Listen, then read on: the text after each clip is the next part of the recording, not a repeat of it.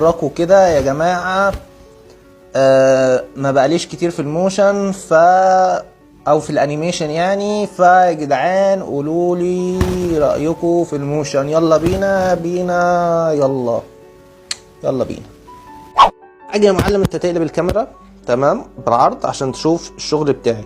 تمام، عملت حاجة اسمها كي فريم، وعملت حاجة اسمها استخدمت البين تول علشان خاطر تعرف تحرك الدال والب والالف كل الحروف بتاعت بدر. تمام، وبعد كده عملت لها اد علشان يبقى ايه بالشكل اللي انت شايفه، شكل اللوجو. بس هو الموضوع شرحه كتير قوي، فانا بحاول الخصه على قد ما اقدر علشان خاطر ايه اوريك الشغل وتفهم الى حد ما اللي انا عامله، عشان الموضوع شويه صعب. والبي انا حاولت ايه اظبطها على اللوجو وبس كده. وقول لي ايه رايك.